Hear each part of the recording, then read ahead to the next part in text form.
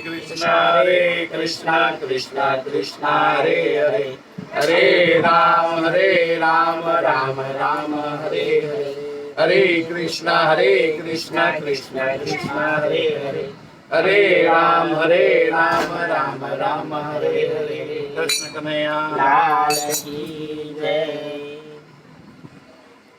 राधे मेरी स्वामिनी, मैं राधे को दास, जन्म जन्म मोहे दीजियो श्री वृंदावन वास। ऊपर भाई ऊपर।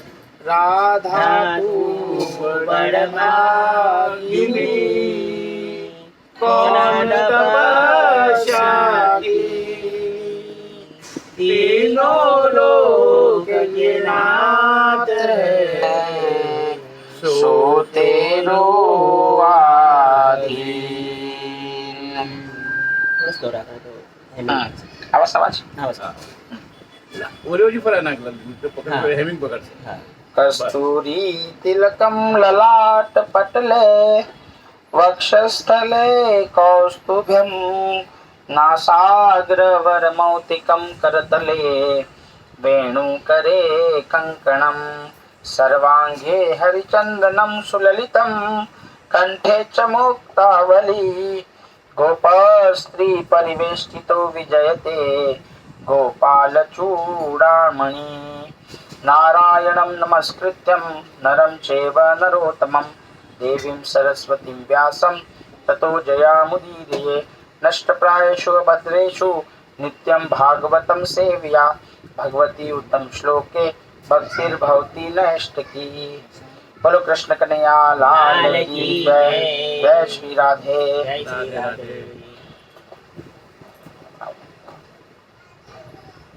बराबर सर ઉપરથી લીધું. હા એમ લો તો ફાવશે. હા આવા માઇક સ્ટે. હા હરે કૃષ્ણ. ના હરે કૃષ્ણ.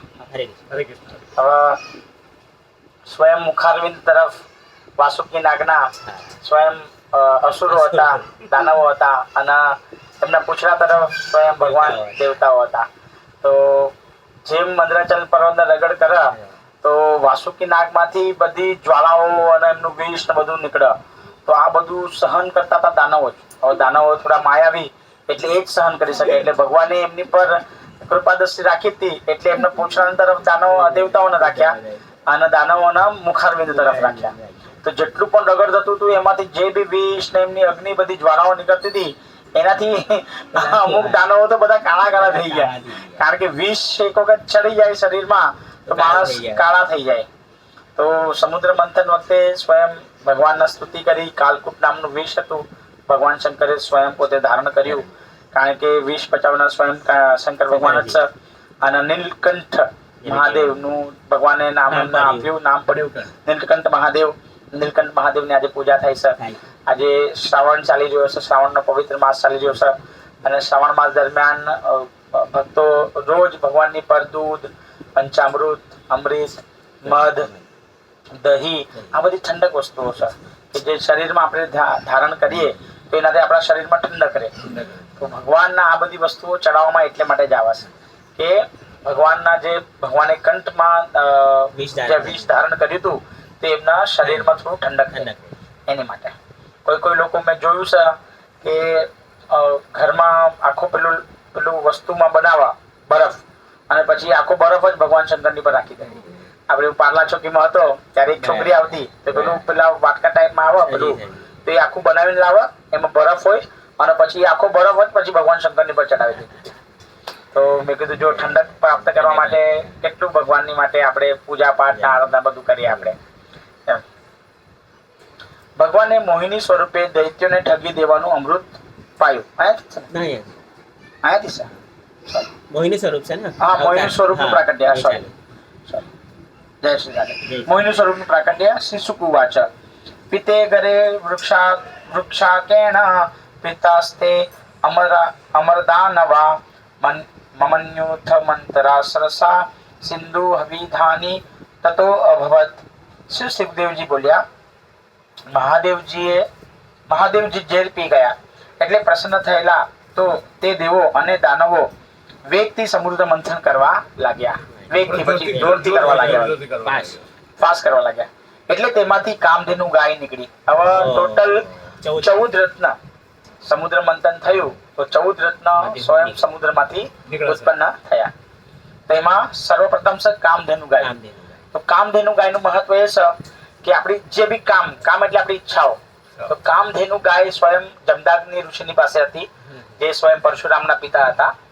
તો એક વખત સહસ્ત્રબાહુ અર્જુન એમના ત્યાં આવે છે, તો એમના સૈન્યની સાથે આવે છે. તો અનેક પ્રકારની જમદાગ્નિ ઋષિ બધી જ એમની જમવાની ને બધી જ વ્યવસ્થાઓ કામધેનુ ગાય એમની પાસે હોય છે, તો બધી વ્યવસ્થાઓ કરી દેશે. બધી વ્યવસ્થાઓ કરી દેશે તો રાજા વિચાર કરે છે કે સ્વયં આ તો ઋષિ છે, બ્રાહ્મણ કુળમાં છે, તો એમણે આટલી બધી વ્યવસ્થાઓ અચાનક આટલા મારા સૈન્યની સાથે આટલી બધી વ્યવસ્થાઓ કરી નાખી, જમવાની આટલી બધું સરસ સરસ વાનગીઓ. કારણ કે કામધેનુ ગાયની પાસે આપણે જઈએ અને એમની પાસે કામના કરીએ કે તમે મને આ વસ્તુ પ્રદાન કરો, તો એ કામધેનુ માતા આપણને ઉત્પન્ન કરીને આપે. આ કામધેનુ ગાય બધી ભગવાનની સ્વયં ગોલોક વૃંદાવનની ગાયો છે, આ બધી જેમને ભગવાને સ્વયં ચારણ પણ કર્યું હતું. આ બધી ગાય બહુ મહત્વની ગાયો છે. આ કામધેનુ ગાય નીકળી સૌપ્રથમ. બોલો કૃષ્ણ કનૈયા લાલ કી જય. કામધેનુ ગાય નીકળી. એ ગાયને બ્રહ્મવાદી ઋષિઓએ યજ્ઞના હવિષ માટે લીધી. વાહ ભાઈ વાહ. પછી ચંદ્ર જેવો ઉજ્જવળ ઉચ્ચે શ્રેયા નામનો ઘોડો નીકળ્યો. હવે ઉચ્ચ શર્વા નામનો જે ઘોડો હતો એ પણ સમુદ્ર મંથન વખતે નીકળ્યો. એનું નામ હતું ઉચ્ચ શર્વા. તેને બલિરાજાએ રાખ્યો. હવે જો આ જેટલું પણ વસ્તુઓ નથી ઉત્પત્તિ થઈ, હવે દેવો અને દાનવો બંને એ લોકો મંથન કરી રહ્યા હતા. એટલે વસ્તુઓ નીકળે એટલે દેવતાઓ કે આ મને જોઈએ, દાનવો કે આ મને જોઈએ, તો એમ કરીને બંનેમાં ડિવાઈડ થઈ ગઈ. એક વસ્તુ આ બાજુ, એક વસ્તુ એક વસ્તુ આ બાજુ, એક વસ્તુ આ બાજુ. એવી ગાય બ્રાહ્મણે લીધી, ગાય બ્રાહ્મણો લીધી તો ઉચ્ચ સર્વા બલિરાજાએ ઘોડો લઈ લીધો. તેને બલિરાજાએ રાખ્યો. પછી ઐરાવત નામનો સફેદ હાથી નીકળ્યો. વાહ ભાઈ વાહ. સફેદ હાથી જે સ્વયં ઇન્દ્રએ લીધો.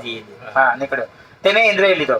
પછી સમુદ્ર મંથન માંથી કૌસ્તુભ નામનું માણેક રત્ન નીકળ્યું.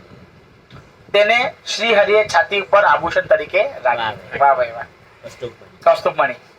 પછી દેવલોકના અલંકાર રૂપ પારિજાત નામનું કલ્પવૃક્ષ નીકળ્યું. કલ્પવૃક્ષ પણ સ્વયં સમુદ્ર મંથન માંથી નીકળ્યું. તો એક વખત કલ્પવૃક્ષનું વૃક્ષ જે હોય એના જે ફૂલ હોય એ બહુ સુગંધિત હોય. તો એક વખત નારદજી સ્વર્ગલોકમાંથી આવે છે, તો ભગવાનની માટે કલ્પવૃક્ષ લઈ આવે છે. તો કલ્પવૃક્ષ લાવે છે તો ભગવાન રૂકમણીજીની સાથે હોય છે.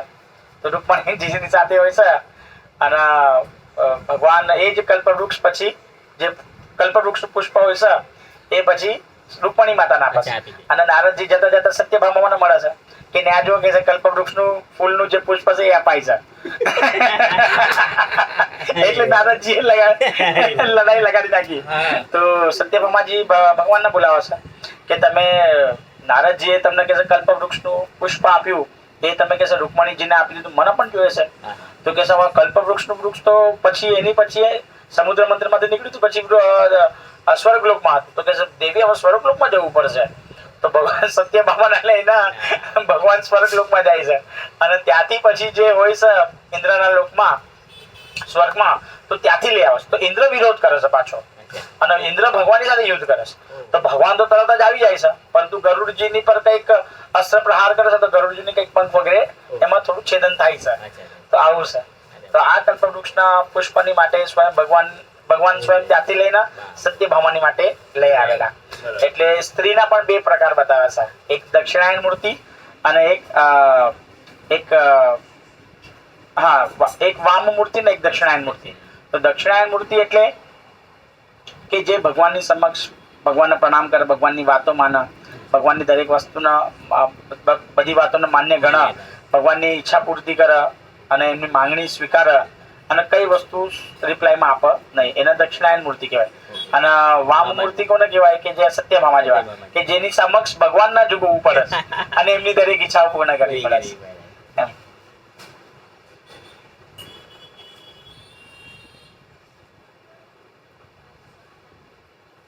કલ્પવૃક્ષ તે કલ્પવૃક્ષ સર્વના મનોરથો પૂરું કરનારું હતું. તેના પછી અતિ સ્વરૂપવાન અપ્સરાઓ નીકળી. વાહ ભાઈ વાહ. પારિજાતક વૃક્ષ અને અપ્સરાઓ બંને દેવ પક્ષમાં આવ્યા. તો પારિજાતિક વૃક્ષ પણ સ્વયં દેવતાઓ લઈ ગયા સ્વર્ગલોકમાં અને અપ્સરાઓ પણ. ત્યારબાદ સાક્ષાત લક્ષ્મીજી પ્રગટ થયા. બોલો લક્ષ્મી માતા કી જય, લક્ષ્મીનારાયણ ભગવાન કી જય. તે સાક્ષાત જગદંબા છે, મહામાયા છે. તેમની ક્રાંતિથી સર્વ દિશાઓ ઝળહળવા લાગી. તેમના સૌંદર્ય, ઉદારતા તથા મહિમા જોઈને બધા તેમના ઉપર મોહિત થઈ ગયા. લક્ષ્મીજીને સુંદર શણગાર કરવામાં આવ્યો તે વિચારવા લાગ્યા કે કોને વિજયમાળા અર્પણ કરું. તેઓ સર્વ ગુણ સંપન્ન પુરુષના ગળામાં વિજયમાળા પહેરાવવા નીકળ્યા. સખીઓ પ્રથમ તેમને મહાન તપસ્વીઓ પાસે લઈ ગઈ.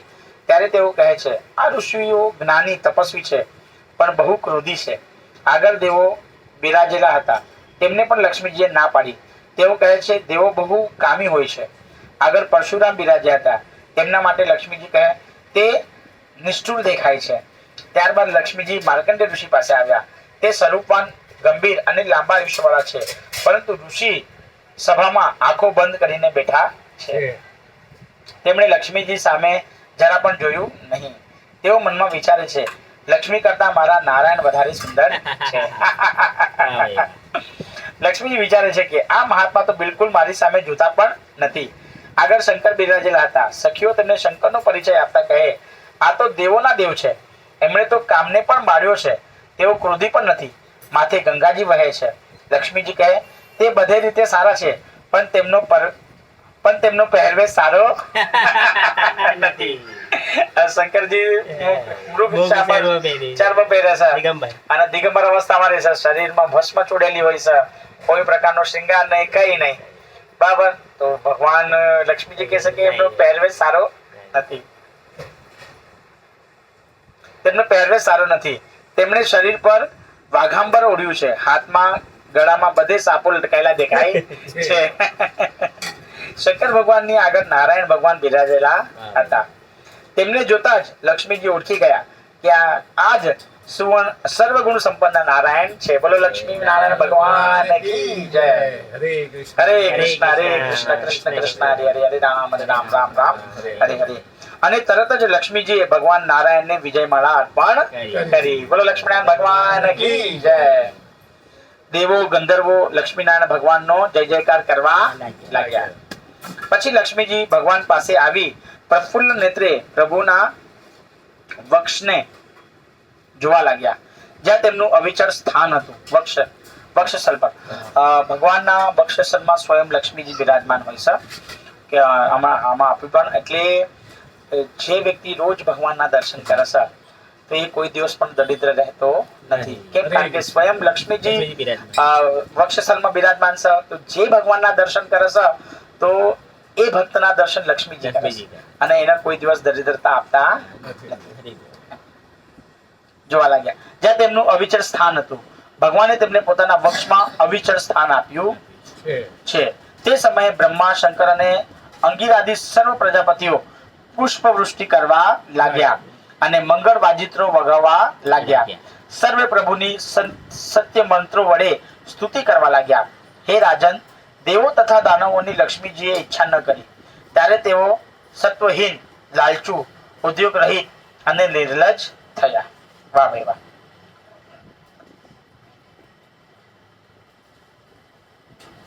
હજુ સુધી અમૃત નીકળ્યું ન હતું, તેથી સમુદ્ર મંથનનું કાર્ય આગળ ચાલ્યું. અમૃતની ઈચ્છા વાળા દેવો તથા દાનવો સમુદ્રને મથવા લાગ્યા. એટલે સમુદ્રમાંથી વારુણી નામની દેવી ઉત્પન્ન થઈ. તેને અસુરોએ સ્વીકારી. વાહ ભાઈ વાહ. પછી મંથન ચાલુ થતા સમુદ્રમાંથી પરમ અદ્ભુત પુરુષ ઉત્પન્ન થયો. તેણે પીળા વસ્ત્રો તથા ઝળકતા મણીના કુંડળો ધારણ કર્યા હતા. તે વિષ્ણુ ભગવાનના અંશમાંથી ઉત્પન્ન થયો હતો. તે ધન્વંતરી નામથી પ્રખ્યાત હતો. ધન્વંતરી તો ભગવાન સ્વયં, ભગવાનનો એક અવતાર ધન્વંતરી અવતાર પણ છે અને સ્વયં એ અમૃત કળશ લઈને ઉત્પન્ન થયા હતા. આજે આપણે દિવાળી દરમિયાન જે ધન્વંતરીની પૂજા કરીએ છીએ ધનતેરસના દિવસે, તો એ આ સ્વયં ધન્વંતરી અવતાર છે. ધન્વંતરી નામથી પ્રખ્યાત હતો. આમ સમુદ્રમાંથી ધન્વંતરી નારાયણ અમૃત કુંભ લઈને પ્રગટ થયા. દૈત્યોએ તો તે ઘોડો ખેંચી લીધો. ઘડો હા, એક મિનિટ. હા, આપણા નામથી પ્રખ્યાત થયા. આમ સમુદ્રમાંથી ધન્વંતરી નારાયણ અમૃત કુંભ લઈને પ્રગટ થયા. દૈત્યોએ તે ઘડો ખેંચી લીધો. અમૃતનો ઘડો દૈત્ય પક્ષમાં ગયો. આથી દેવોને ખૂબ જ દુઃખ થયું. હવે આ લોકો અસુરો જેવું ધન્વંતરી ભગવાન અમૃત ઘડો લઈને આવ્યા તો અસુરો એને છીનવી લીધો. એટલે અહીંયા ચિંતામાં આવી ગયા દેવતાઓ કે આ લોકો લઈ લીધું એટલે આ લોકો બધું પી જશે. તેઓ આથી દેવોને ખૂબ જ દુઃખ થયું. તેઓ ભગવાનને શરણે ગયા. દેવોની દીનતા જોઈ ભગવાને કહ્યું, તમે ખેદ કરો માં. હું મારી મોહિની માયાથી દૈત્યના અંદરો અંદર કજ્જો ઉભો કરી તમારું કાર્ય સાધીશ. આમ ભગવાને દાનવો સાથે શક્તિથી નહીં પણ યુક્તિથી કામ લેવાનું વિચાર્યું. હવે જ્યારે પણ દેવી અને દેવતાઓને કઈ પણ કષ્ટ પડે એટલે ભગવાનના શરણે જાય. એટલે ભગવાન નારાયણના શરણે જાય એટલે નારાયણ એમનું રક્ષણ કરે. અને શરૂઆતમાં જ કીધું હતું કે ભલે બંને તરફથી મહેનત થશે પરંતુ મારી કૃપા દ્રષ્ટિ હંમેશા મારા ભક્તો પર છે, દેવતાઓ પર છે. એટલે હું તમને દરેક વસ્તુઓની પ્રાપ્તિ કરી આપીશ. તમને કોઈ તમારી ચિંતા કરવાની જરૂર નથી. એટલે આપણે પણ ભગવાનના શરણાગતમાં રહેવું જોઈએ. જયારે દેવી દેવતાઓને આટલું દુઃખ પડે છે તો એ સ્વયં ભગવાનની પાસે જાય છે. તો આપણા માથા પર બી દુઃખ પડે તો આપણે અહીંયા ત્યાં જઈએ એની કરતા સ્વયં નારાયણની પાસે જઈએ તો નારાયણ આપણા એ દુઃખનું પણ નિરાવરણ કરશે. અને ભગવાને અહીંયા શક્તિથી નહીં પણ યુક્તિથી કામ એમ. ભગવાનની મોહિની માયાથી દૈત્યોમાં અમૃત માટે અંદરો અંદર કજ્જો થયો. જેના હાથમાં અમૃતનો ઘડો આવ્યો તે કહેવા લાગ્યો, હું પહેલા અમૃત પીશ. ત્યારે બીજો કહે, તું નહીં, હું પહેલા પીઉં. આ પ્રમાણે તેઓ માથાકૂટ કરવા લાગ્યા. અમૃત માટે દૈત્યો અંદરો અંદર ઝઘડા કરવા લાગ્યા. હવે દેવતાઓ અસુરો હતા, દૈત્યો એટલે ઝઘડા કરવા લાગ્યા. પેલો કે હું પીવું, પેલો કે હું પીવું. તો આ લોકો અંદર અંદર કજ્જો કરવા લાગ્યા. આમ દૈત્યોની અંદરો અંદર ચાલી રહેલા ઝઘડાની તકનો લાભ લઈ પરમાત્માએ લીલા કરી. ભગવાન વિષ્ણુએ અવર્ણનીય અદ્ભુત સ્ત્રી સ્વરૂપ ધારણ કર્યું. એ સ્વરૂપ સર્વાંગ સુંદર અને ઉત્તમ વસ્ત્ર આભૂષણોથી અલંકૃત હતું. એ સ્ત્રી સ્વરૂપ લજ્જાયુક્ત મંદ હાસ્ય સાથે ઉજળતી ભ્રુકુટીના વિલાસો વાળી નજર કરી દૈત્યનો આગેવાનોના મનમાં વારંવાર કામોદીપન કરતું હતું. બોલો મોહિની અવતાર કી જય. સવિય અસ્મિતા વાક્ષમ ભુવિ લાસાવકો સાવલોકેન દૈત્યયુથઃ પચેતસ્તુ કામમુદિયમ પયુ મુહુ. ભગવાને મોહિની સ્વરૂપે દૈત્યને ઠગી દેવોને અમૃત પાયું. શ્રી સુખવાચ તે અન્યો તો સુરા પાત્રમ હરંતસ્ય સોહદા ક્ષિપ્તંતો દસ્યુ ધર્માણમ અયાંતિ દદર્શુ સ્ત્રિયમ. શ્રી સુખદેવજી બોલ્યા, હે દૈત્યો, અંદરો અંદર એકબીજાનો તિરસ્કાર કરતા લૂંટારાઓની જેમ અમૃતના પાત્રને જુટવવા લાગ્યા. તેવામાં તેમને એક સ્ત્રીને જોઈ.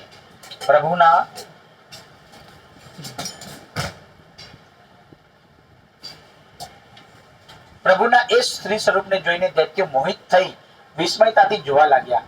ઓહો, કેવું અદ્ભુત સ્વરૂપ, કેવું તેજ, કેવી મોહક તરુણ વય. આમ બોલતા તે કામાતુર દૈત્યો એ સ્ત્રીની સામે દોડી જઈ પૂછવા લાગ્યા, હે સ્ત્રી, તું કોણ છે? ક્યાંથી આવે છે? શું કરવા ઈચ્છે છે? તું કોની કન્યા છે? તું અમારા મનને મથી રહી છે. દયાળુ વિધાતાએ પ્રાણીઓની સર્વ ઇન્દ્રિયો અને મનને પ્રસન્ન કરવા તને મોકલી છે કે તું તારી ઈચ્છાથી અહીં આવી છે.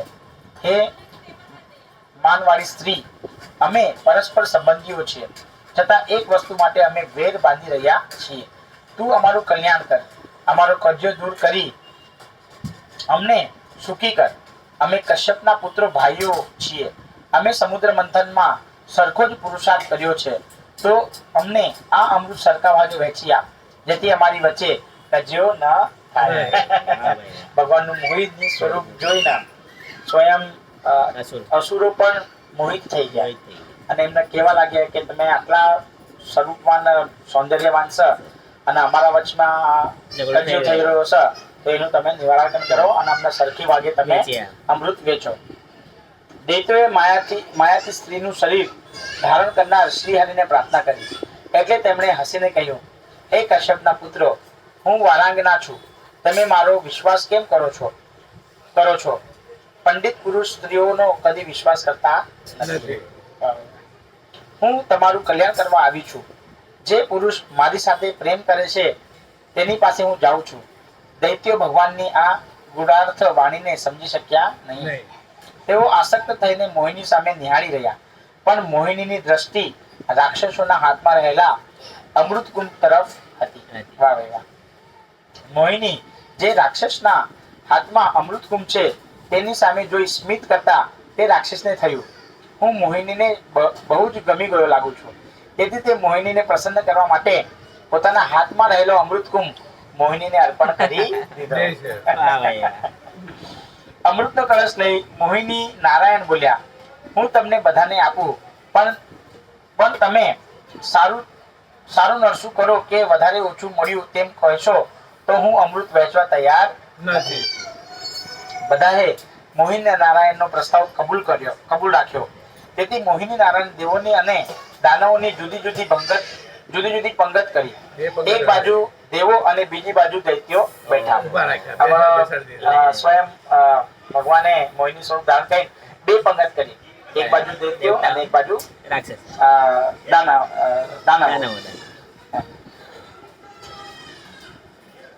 સુંદર રેશમી વસ્ત્રો ધારણ કરી મધીથી ચાલતી મદથી વ્યાપ્ત નેત્રવાળી નુપુરના મંજુલ ધ્વનિથી ઝુમઝુમ કરતી અદ્ભુત અલંકારોથી શોભતી મોહિની અમૃત કળશ લઈ પ્રથમ દૈત્યોના મંડપમાં આવ્યા અને બોલ્યા, આ ઘોડો તમે મને આપ્યો છે એટલે તમારું કલ્યાણ કરવાની મારી ફરજ છે.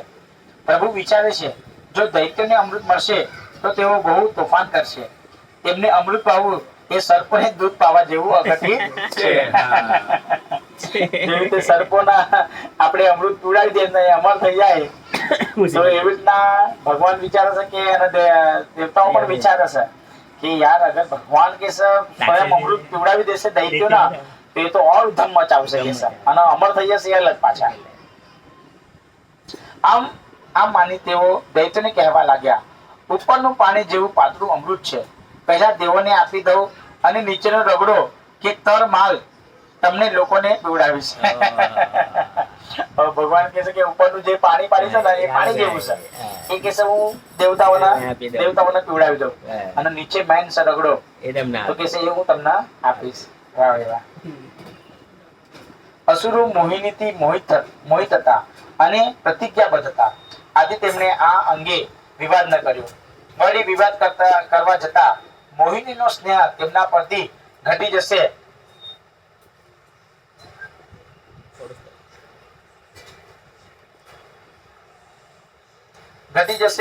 પણ ભય પણ તેમને લાગ્યો. તેથી તેઓએ મોહિની નારાયણની વાત માની લીધી અને શાંતિથી બેસી ગયા. મોહિની નારાયણને દેવોને અમૃત પાવાનું શરૂ કર્યું, પણ રાહુ ચતુર નીકળ્યો.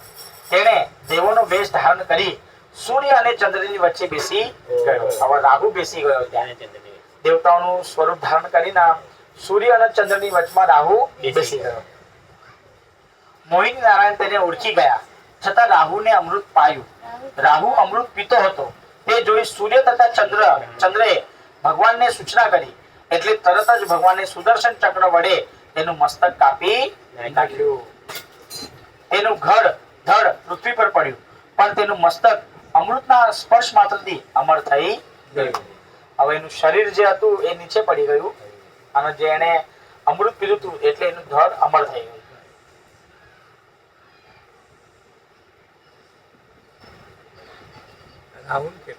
રાહુ નથી, અમર થઈ ગયું. બ્રહ્માજીએ તેનો એક ગ્રહ કર્યો, રાહુ ગ્રહ. જે પર્વ સમયે વેર વૃત્તિથી ચંદ્ર તથા સૂર્યની પાછળ દોડતો રહે.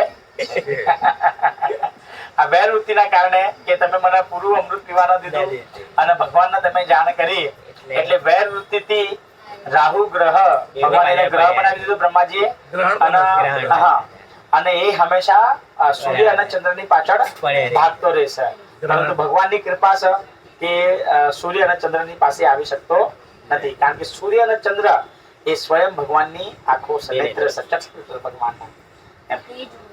હા આમ દેવતાઓ અમૃત પીને અમર થઈ ગયા એટલે શ્રી હરિએ અસુરોને દેખતા જ પોતાનું અસલી સ્વરૂપ ધારણ કર્યું. આમ દેવો તથા દાનવોએ સમુદ્ર મંથનમાં સરખો પુરુષાર્થ કર્યો છતાં તેનું ફળ મેળવવામાં ભેદ પડી ગયો કારણ દેવોએ પ્રભુના ચરણ કમળનો આશ્રય કર્યો હતો. બરાબર. તેથી તેઓ અમૃત રૂપી ફળ મેળવી શક્યા પરંતુ દૈત્યો તે મેળવી શક્યા નહીં. જોયું આપણે વાત કરી હતી કે જે ભગવાનના શરણમાં છે તો એની અહેતુકી કૃપા ભગવાનની ભક્તો પર થાય છે અહીંયા દેવતાઓ પર પણ થઈ અને જે પુરુષાર્થ તો બંને સરખો કર્યો હતો પરંતુ એનું ફળ ભગવાને સ્વયં ખાલી દેવતાઓના જ આપ્યું અને દાનવોને આપ્યું નહીં. જે વૃક્ષની શાખાને પાણી પાવું વ્યર્થ છે પરંતુ મૂળને જળ સિંચન થાય તો તે આખા વૃક્ષને પહોંચે છે તેવું ઈશ્વર વિશે સમજવું. વાહ ભાઈ. સમજો. વાહ ભાઈ વાહ.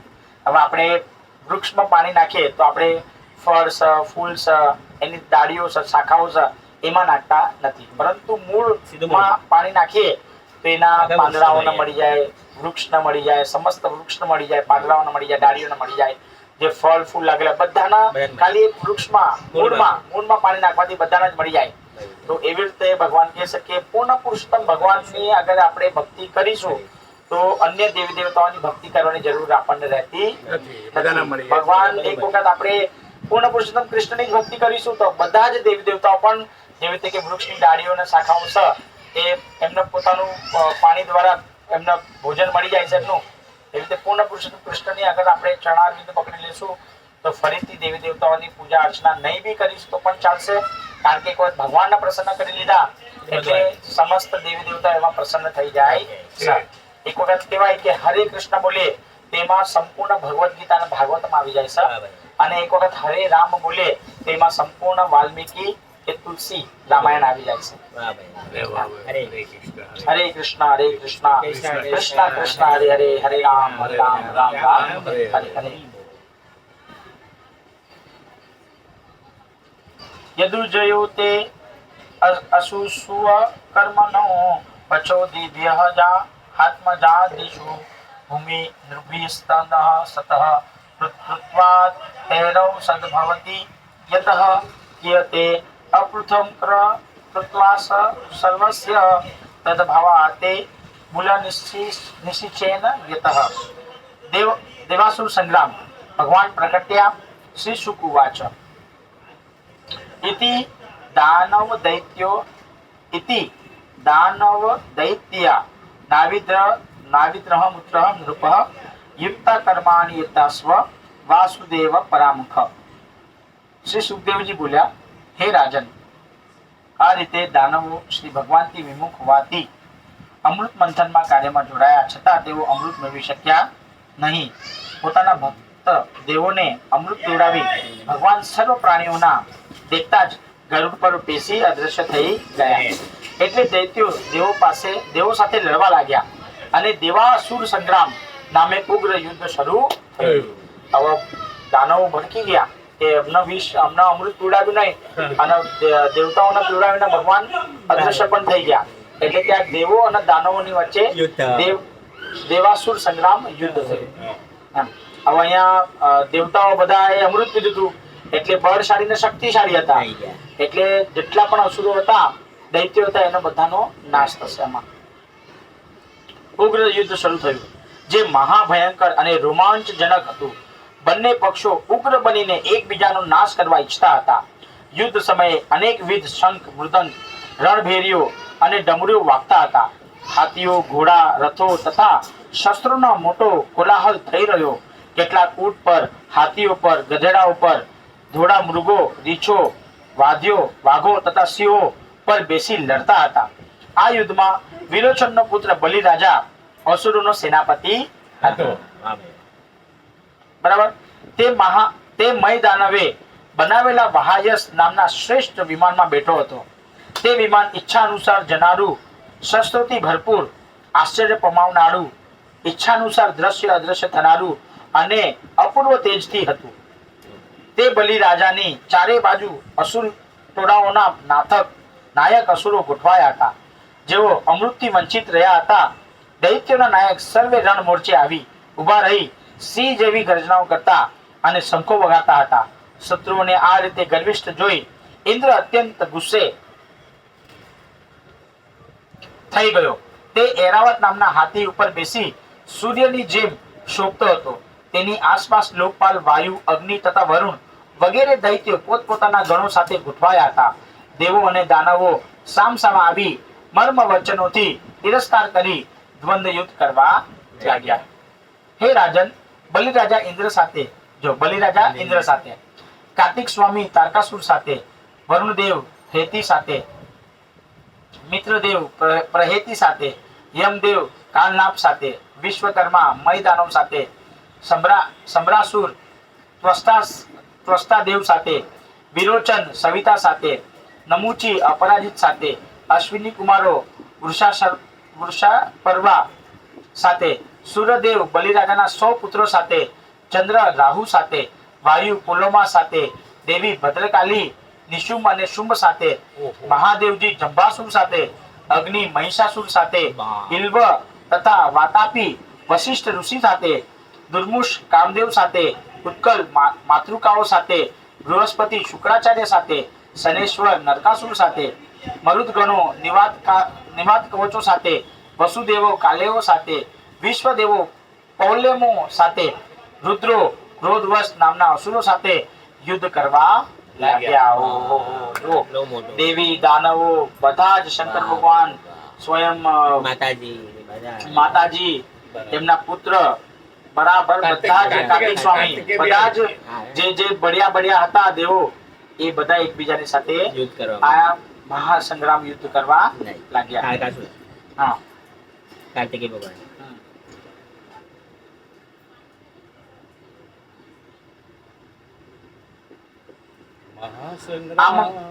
મહાસંગ્રામ આની પર તો આખું ગીત બનેલું છે.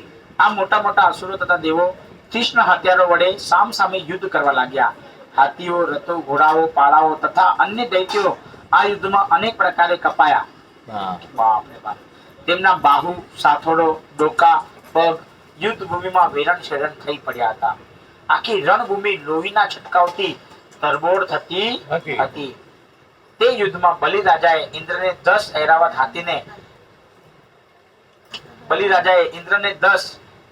હાથીને 3, 4 ઘોડાઓને 4 તથા તેના મહાવતને 1 બાણ માર્યું.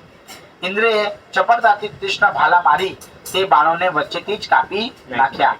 તેથી બલિરાજા ગુસ્સે થઈ ગયો. તેને મોટા ઉબાડ્યા જેવી બળતી શક્તિ હાથમાં લીધી, પણ ઇન્દ્રએ બલિના હાથમાં જ તે શક્તિ કાપી નાખી. પછી બલિએ અનેક શસ્ત્રો ધારણ કર્યા, પણ ઇન્દ્રએ તે સર્વને કાપી નાખ્યા. પછી બલિએ અદૃશ્ય થઈ આસુરી માયા ઉત્પન્ન કરી. આકાશમાંથી મોટી શિલાઓ દેવ સૈન્ય પર વરસાવવા માંડી. બીજી બાજુથી નાગ, અજગર, વીછી લાખોની સંખ્યામાં દેવ સેના પર ઘસી આવ્યા. વળી ત્રિશુલધારી વિકરાળ રાક્ષસોના ટોળા ચડી આવ્યા. બલિ રાજાએ મહાન અગ્નિ ઉત્પન્ન કર્યો, જે વાયુની સહાય લઈ દેવસેનાને ચારે બાજુથી બળવા લાગ્યો. બાપ રે બાપ. આથી દેવસેના વ્યાકુળ બનવા લાગી. ઇન્દ્રાદી દેવો પણ આ અસુરી માયાને હટાવી ન શક્યા.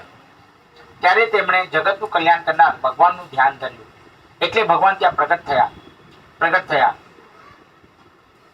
ભગવાને રણભૂમિમાં પ્રવેશ કર્યો કે તરત જ અસુરના કુટકર્મની માયાઓ નાશ પામી. વાહ ભાઈ વાહ. એટલે કહેવાય છે ને કે કૃષ્ણ સૂર્ય સમ માયા રે અંધકાર, જહા કૃષ્ણ તહા નહીં માયા રે અધિકાર.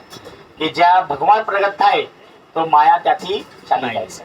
તો જેવા ભગવાન પ્રગટ થયા અને અસુરો માયાવી કહેવાય, તો આ બધી માયાઓમાં એ એક નંબર હોય. તો જેવું ભગવાન ત્યાં પ્રગટ થયા તો માયા શક્તિઓ ત્યાંથી ચાલી ગઈ, લુપ્ત થવા લાગી ત્યાંથી.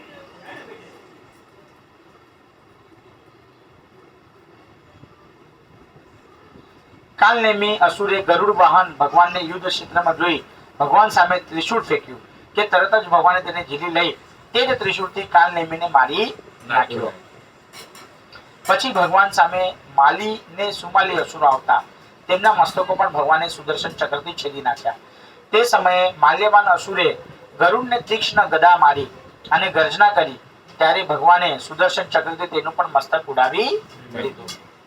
માલી સુમાલ્યતિ વિલો યુદ્ધિ પેત્રઃ યુચસ્તકેણ કૃતઃ શિરસાવસ્ય માલ્યવાસતમ આહાત્યમ તિમ મગધ દયા નંદે જનેન્દ્રિય તાવરિચ્છિદ્રો ના છાંદરે નંદેર નદ્રિયો અરણ્યધ્યા. નારદજીએ દેવોને અટકાવ્યા. શુક્રાચાર્ય દૈત્યોને સજીવન કર્યા. વાહ ભાઈ વાહ. હવે બલિરાજાનું પણ મૃત્યુ થાય છે આમાં એકચ્યુઅલી યુદ્ધમાં, પરંતુ અસુરના ગુરુ હતા શુક્રાચાર્ય, તેમને સંજીવની મંત્ર અને વિદ્યા આવડતી હતી. તેમણે બલિરાજાના ફરીથી સજીવન કર્યા હતા. એમ શ્રી શુકુવાચ અથો અસુરા પ્રલ્યુપલે લપ્તે ચેતસ પરસ્ય કુશા પરાનુકંપ્યા ચંદ્રવૃષમ શક સમીરાણાદમ યસ્તાત્સ્ત્યાન રણે યેર વિસતઃ પુરા. શ્રી સુખદેવજી બોલ્યા, પછી પરમ કૃપાળુ પરમેશ્વરની કૃપાથી દેવો ભાનમાં આવ્યા અને પોતાને મારનાર અસુર પર ક્રોધિત થઈ મારવા લાગ્યા. ઇન્દ્રએ બલિ ઉપર ગુસ્સો થઈ વજ્ર ઉગામ્યું ને તિરસ્કાર ભર્યા વચનોથી કહ્યું, હે મૂળ, જેમ નટ નજરબંધી કરી અજ્ઞાનીઓનું ધન હરી લે છે તેમ તું માયા રચી અમને પરાજિત કરવા ઈચ્છે છે. જેઓ માયાઓ વડે ઊંચે ચડવા અને સ્વર્ગને ઓળંગી જવા ઈચ્છે છે તે અજ્ઞાની લૂંટારાઓને હું પહેલા રસાતળ સ્થાનથી પણ નીચે ધકેલી દઉં. આજે તો હું 100 ધારવાળા વ્રજથી તારું મસ્તક કાપી નાખીશ. તારે જે પરાક્રમ કરવું હોય તે કરી લે. બલિ બોલ્યો, જેમના કર્મો કાળ પ્રેરિત હોય છે અને જેઓ યુદ્ધમાં સામેલ છે તેઓને કીર્તિ, જય, પરાજય કે મૃત્યુ વગેરે પ્રાપ્ત થઈ શકે છે. કાળની આ રીતને વિદ્વાનો સમજી શકે છે, જેમાં હર્ષ કે શોક શું કરવો. પરંતુ તમે તે વિષમમાં અજાણ લાગો છો. તમે જય, પરાજય, કીર્તિ કે મૃત્યુ વગેરે આત્માને સાધન ગણો છો, તેથી તમે શોક કરવા યોગ્ય છો. તમે અમારી માર્મિક વાણી કદી સ્વીકારતા નથી. શ્રી સુખદેવજી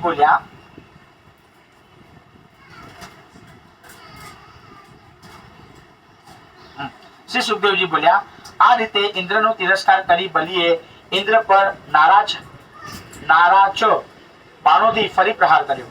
આથી દેવરાજ ઇન્દ્રને પાછળ ખસવું પડ્યું. પછી ઇન્દ્રદેવે બલિરાજાને અમોઘ વજ્ર માર્યું, એટલે તે વિમાન સાથે પૃથ્વી પર પડ્યો. મિત્ર બલિને પડેલો જોઈ જંબાસુર મિત્રતા જાળવવા ઇન્દ્ર સામે ઘસ્યો અને વેગથી ગદા ઉગામી ઇન્દ્રના કંઠમાં મૂળમાં મારી ને હાથીને પણ માર્યો. હાથી બેભાન થયો એટલે માટલી સારથી 1000 ઘોડાઓ જોડેલા રથ ઇન્દ્ર આગળ હાજર કર્યો. ઇન્દ્ર હાથી છોડી રથ પર સવાર થયો.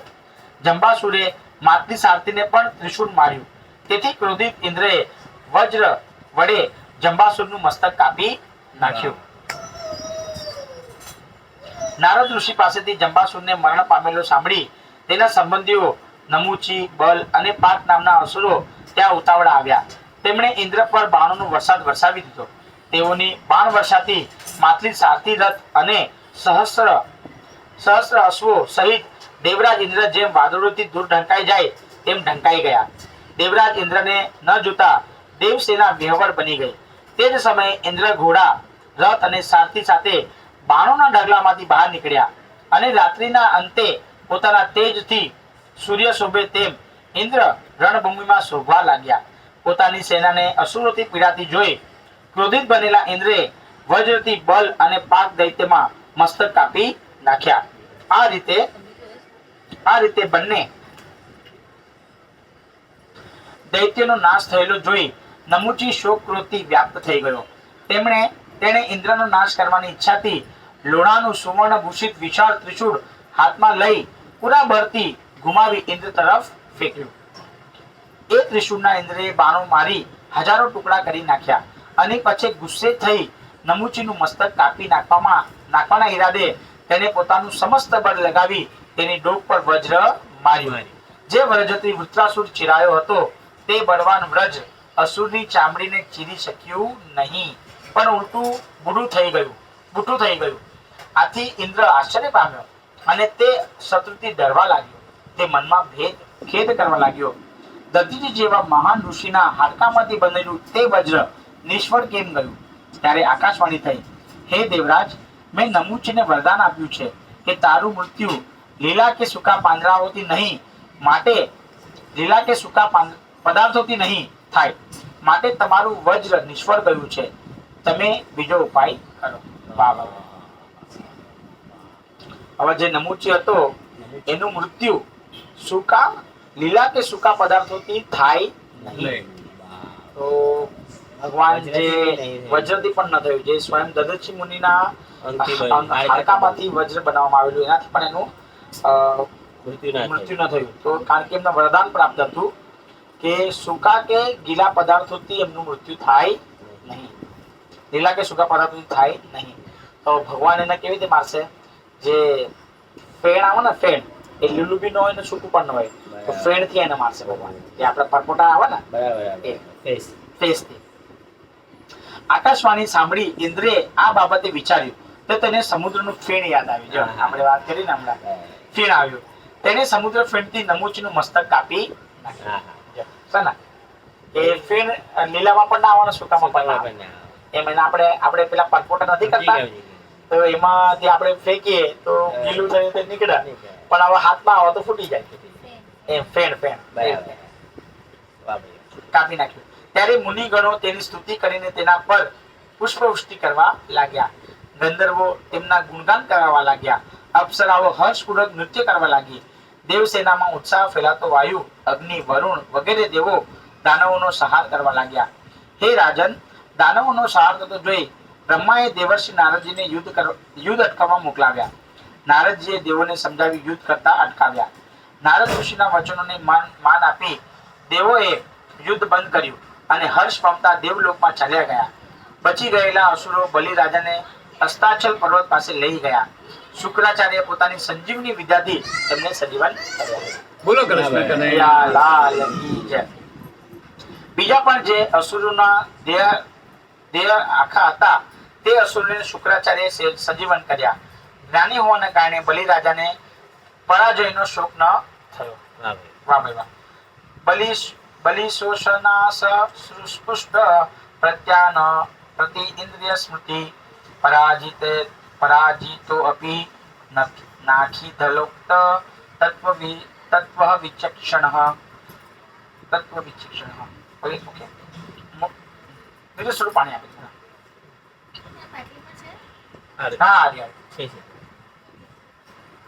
હવે મોહિની, હું આગળ કથા કરવાનો છું તો મોહિની થી શંકરનું સ્વરૂપનું સ્વરૂપનું પણ ચલો આમાં આવી જ કથા.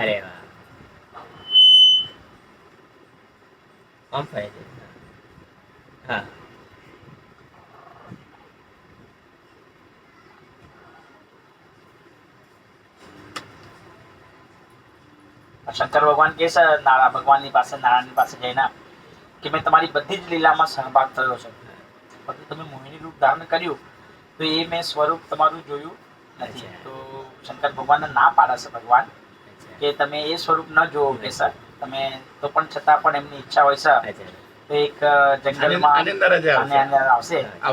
જંગલમાં પછી એક નારી હોય છે જે ગેંદની હાથે રમતી હોય છે અને શંકર ભગવાન જાય છે, જોવે છે પોતાના ગણોની સાથે છે, પાર્વતીજી પણ સાથે છે અને એ નારીને જોઈને ભગવાન મોહિત થાય છે અને બધું એમનું વિજય થાય છે. એ બધી વસ્તુ મોહિની અવતારથી પછી નારદ શંકર ભગવાન પોતે વિચાર કરે છે કે હું સ્વયં મારા ગણોની સાથે છે, પાર્વતીજી સાથે છે અને મેં ભગવાનનું આ સ્વરૂપ નિહાળ્યું અને મેં પોતે એમાં મોહિત થઈ ગયો. મોહિની સ્વરૂપથી શંકર મોહ પામ્યા. શ્રી શ્રી બાદરાયણી ઉવાચ વૃષધ્વજો નિશમેદ્યમ યોક્ષી દુષેણ દાનવાન મોહયત્વા સુરાગણાન હરિસોમમયા શ્રી સુખદેવજી બોલ્યા, શ્રી હરિએ મોહિની સ્વરૂપની દાનવોને મોહિત કરી દેવગણોને અમૃત પાવ્યું. આ વાત સાંભળી મહાદેવજીને પણ મોહિની નારાયણના તે સ્વરૂપના દર્શન કરવાની ઈચ્છા થઈ. તેઓ પાર્વતીજી સાથે વૈકુંઠ ધામમાં આવ્યા. પ્રભુએ તેમનો આદરપૂર્વક સત્કાર કર્યો એટલે શંકરજીએ પણ સામેથી સત્કાર કરી યોગ્ય આસને બેસી શ્રી હરિને કહ્યું, હે દેવોના દેવ, હે જગદીશ્વર, સર્વના કારણ ઈશ્વર અને આત્મા આપ છો, જેનાથી આ વિશ્વના આદિ મધ્ય અને અંત થાય છે, જે અવિનાશીના આદિ મધ્ય કે અંત નથી, જે હું એવા અહંકારનું સ્થાન છે, જે ભોગ્ય અને ભોગતા છે, તે જ સત્ય અને જ્ઞાન સ્વરૂપ આપ છો. માટે જ જે મોક્ષાર્થી અને નિષ્કામ મુનિઓ છે તે આપના જ ચરણ કમળની ઉપાસના કરે છે. આપ પૂર્ણ સુખ સ્વરૂપ, શોક રહિત, આનંદ સ્વરૂપ, નિર્વિકાર અને પરિપૂર્ણ બ્રહ્મ છો. આપ વિશે કોઈ પ્રકારનો ભેદ નથી, છતાં અજ્ઞાની લોકો આપના વિશે ભેદ કલ્પે છે.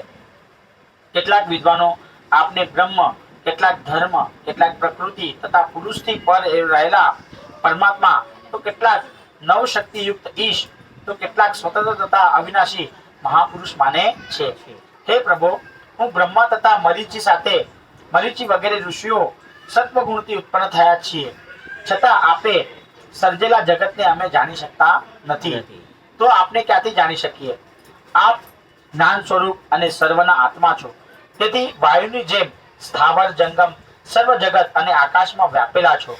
મેં તમારા દરેક જન્મ એટલે કે અવતાર જોયા છે, પરંતુ મોહિની નારાયણનો અવતાર જોવાનો બાકી છે, માટે તે જોવા હું અહીં આવ્યો છું.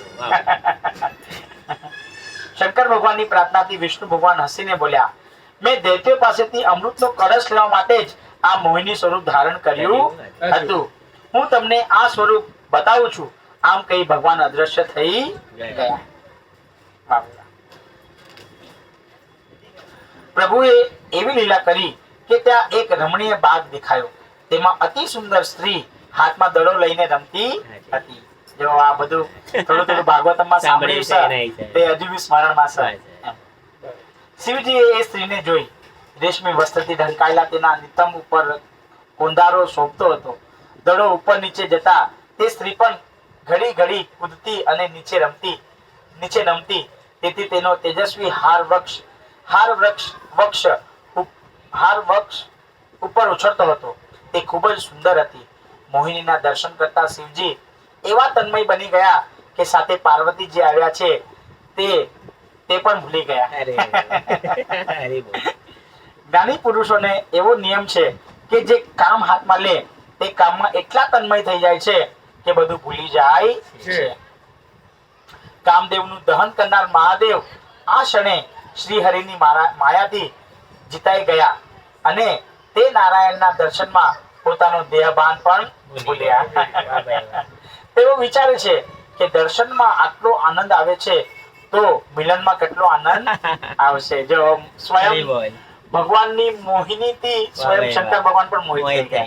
और સાથે પાર્વતીજી શિવના ગણો છે, પરંતુ જે કાર્યમાં લિપ્ત થયા હતા એમાં દર્શનમાં જ બધું જ ભૂલી ગયા શંકર ભગવાન પણ. દર્શનમાં આટલો આનંદ આવે છે તો મિલનમાં કેટલો આનંદ આવશે. શિવજીએ દોડતા જઈને મોહિની નારાયણને પકડવા દોડ્યા. તે સમયે અમોઘ વીર્ય વાળા શિવજીનું વીર્ય પણ જરી રહ્યું હતું.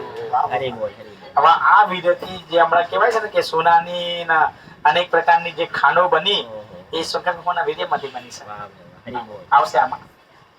શિવજીનું વીર્ય પણ જરી રહ્યું હતું. તે વીર્ય જ્યાં જ્યાં પડ્યું ત્યાં ત્યાં રૂપાના તથા સોનાના ક્ષેત્રો થયા. વિચાર કરો કેટલું તેજસ્માન વીર્ય છે શંકર ભગવાનનું. ત્યાં રૂપાના તથા સોનાના ક્ષેત્રો થયા. નદીઓ, તળાવો, પર્વતો, વનો તથા ઉપવનોમાં શિવજી મોહિની પાછળ દોડી ગયા. હે રાજન, વીર્ય જરી ગયા પછી પછી શિવજીએ પોતાના આત્માને દેવની માયાથી મોહિત થતા જડ થયેલો જોયો અને પછી તે મોહથી પોતે અટક્યા. જો પછી એમના જાણ થઈ ભાન થઈ કે ગયા મેં કઈ મિસ્ટેક કરી છે. પોતે અટક્યા. ત્યાં તેમનો મોહ નાશ પામ્યો અને ચતુર્ભુજ નારાયણ પ્રગટ થઈ ગયા. બોલો કૃષ્ણ કનૈયા લાલ કી જય. શંકર ભગવાન કી જય. મોહિની સ્વરૂપ કી જય. તેઓ મહાદેવજીને કહેવા લાગ્યા, તમે મારી માયા જોઈને તમારા વિના બીજું કોણ મારી માયાને જીતી શકે? વાહ ભાઈ વાહ. વાહ ભાઈ વાહ. હવે પછી માયા તમારો પરાભવ કરી શકશે નહીં. આમ હરિ હરનું મિલન થયું. હા હા હા વાહ ભાઈ વાહ. હવે શંકર ભગવાન પોતે અહીંયા મોહિત થઈ ગયા. ભગવાન સ્વયં પ્રગટ થયા નારાયણ સ્વરૂપમાં અને ભગવાને કીધું કે હવે મારી માયાનો તમારી પર પ્રભાવ રહેશે નહીં. અને હર અને હરિનું ત્યાં મિલન થયું. બે સ્થાન મળે મુલાકાત થઈ. મુલાકાત થઈ. હા. પછી શિવજી વૈકુંઠમાંથી પોતાના ગણો સાથે કૈલાસ ધામમાં આવ્યા. તે પોતાની સ્તુતિ કરતા ઋષિઓને ભગવાનના અંશરૂપ તે માયાનું પાર્વતી પાસે પ્રેમથી વર્ણન કર્યું અને બોધ આપ્યો. શ્રી કૃષ્ણની માયા સર્વને મોહિત કરે છે. વાહ ભાઈ વાહ. સ્વયં ચલો અહીંયા સ્ત્રીનું આવ્યું છે તો વચમાં પ્રભુજીનું લેક્ચર હતું ગયા મંગળવારે, તેમાં પૂતનાનું જ હતું. તો સર્વપ્રથમ રામા અવતારમાં તારકાને મારી સ્ત્રી તરીકે અને કૃષ્ણ અવતારમાં પૂતનાને મારી. તો પ્રથમ સ્ત્રી જ કે બંને અવતારોમાં, કારણ કે પ્રભુજીએ કીધું રામરૂપ પ્રભુએ કમેન્ટમાં કે જે ઇન્દ્રિયને પ્રબળ બનાવવા માટે છે ને સ્ત્રી તરીકે એ પ્રવેશ કરે છે ઇન્દ્રિયોમાં. ભલે પછી બ્રહ્મચારી હોય કે સંન્યાસી હોય, તો એના ડિફીટ કરવા માટે સ્ત્રી તરીકે સ્વયં ઇન્દ્રિયોમાં પ્રવેશ કરે છે. એટલે માટે ભગવાને ત્યાં આશ્વાસન આપ્યું કે તમે મારા ભક્ત છો, તમે ચિંતા નહીં કરો કે જેવી રીતે મેં તારકા અને પુત્રનો ઉદ્ધાર કર્યો હતો, પુત્રના મેં મારી હતી, તો સ્ત્રી સ્વરૂપમાં હોવા છતાં તો અગર તમારામાં પણ કોઈ ઇન્દ્રિય તરફથી સ્ત્રીના સ્વરૂપમાં ઇન્દ્રિય તરફથી કામ વાસના પ્રવેશ કરશે તો એને હું જળમૂર્તિ ખતમ કરીશ એમ. તો સ્વયં ભગવાનની મોહિની સ્વરૂપ અવતાર છે સ્ત્રીઓ. અને કહેવાય છે ને કે એક સુંદર સ્ત્રી કોઈ પણ જગ્યાએ પ્રવેશ કરે તો એના આવા માત્રથી લોકો મોહિત થાય છે, એનાથી આકર્ષણ થાય છે, લોકોમાં અનેક પ્રકારના વિચારોની ઉત્પત્તિ થાય છે. તો આ ભગવાનનું જ એક માયાનું સ્વરૂપ છે સ્ત્રી એમ. તો આના પરથી પ્રભુજીએ કમેન્ટ કરી દીધું, ચલો સ્ત્રીનું આવ્યું છે તો આપણે એને જણાવીએ.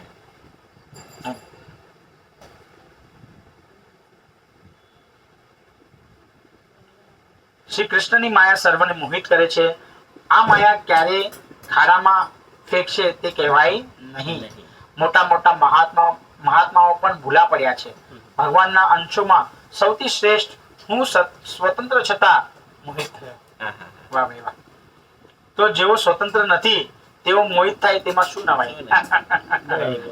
માયા કોઈને છોડતી નથી. જે સતત ભક્તિ કરે છે, જે પ્રતિક્ષણ સાવધ રહે છે, તે જ માયાનો માર ખાતો નથી. આમાં સરસ એવું ઉદાહરણ આપણે નામાચાર્ય હરિદાસ ઠાકુરને લઈએ કે નામાચાર્ય હરિદાસ ઠાકુર ભગવાનનું સતત 24 કલાકમાંથી 22 કલાક સતત ભગવાનનું હરિનામ જપ કરતા. તો ત્યાંના ગામડાઓના લોકો ત્યાં લોકોને સુધારે છે અને ભગવાનનું નામ જ જપ કર્યા કરે છે. તો આના મોહિત કરવા માટે આપણે એક સ્ત્રીને મોકલાવીએ. તો ત્યાં એક વૈશ્ય સ્ત્રી હોય છે, એના લોકો ગામના લોકો સંપર્ક કરે છે કે આ નામાચાર્ય હરિદાસ ઠાકુર છે, તમે એનું તેજ ભંગ કરો અને એને તમે મોહિત કરો અને જે આ ભક્તિ કર્યો છે એ ભક્તિથી પદભ્રષ્ટ થઈ જાય એવું તમે કાર્ય કરો. તો સ્વયં વૈશ્ય સ્ત્રી નામાચાર્ય હરિદાસ ઠાકુરની કુટિયામાં આવે છે. તો નામાચાર્ય હરિદાસ ઠાકુર તો 24 કલાકમાંથી 22 કલાક તો ભગવાનનું ભજન જ કરતા હોય છે. એમને કહે તમે બેસો, હું હરિનામ કરું છું, તમે સાંભળો. તો 1 દિવસ થાય છે, 2 દિવસ થાય છે, 3જા દિવસથી એ સ્ત્રીમાં એટલું પરિવર્તન આવી જાય છે કે પોતે પણ ભક્તોના સંગ દ્વારા સાનિધ્ય હરિનામ નામાચાર્ય હરિદાસ ઠાકુરનું પ્રાપ્ત થયું એમના, તો એ પોતે પણ પછી ભગવાનનું નામ જપ કરવા લાગે છે.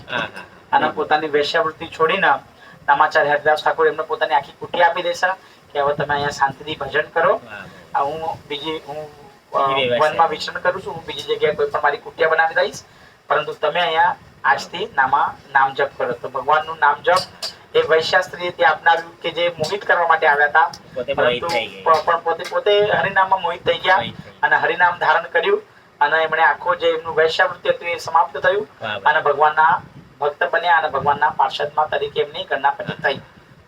તો જો હરિનામની મહિમા છે એટલે નામની મહિમા છે એમ. એટલે હરે કૃષ્ણ કૃષ્ણ કૃષ્ણ હરે હરે હરે રામ રામ રામ હરે હરે. તો નામનું આ મહત્વ છે. હરિનામની મહિમા છે. એટલે માયાનો પણ પ્રભાવ જે હરિનામ લેશે એની પર થતો નથી, કારણ કે ભગવાન સ્વયં કીધું છે કે મેં કલિકાલે નામ રૂપે કૃષ્ણ અવતાર, કળિયુગમાં ભગવાન નામના રૂપે જ અવતાર ધારણ કર્યો છે ભગવાને. શ્રી શિવદેવજી બોલ્યા, હે तात, સમુદ્ર મંથનના સમયે જેમણે કચ્છપ રૂપ ધરી પોતાની પીઠ પર મંદરાચલને ધારણ કર્યો હતો તે શ્રી ભગવાનનું પરાક્રમ મેં તમને કહ્યું.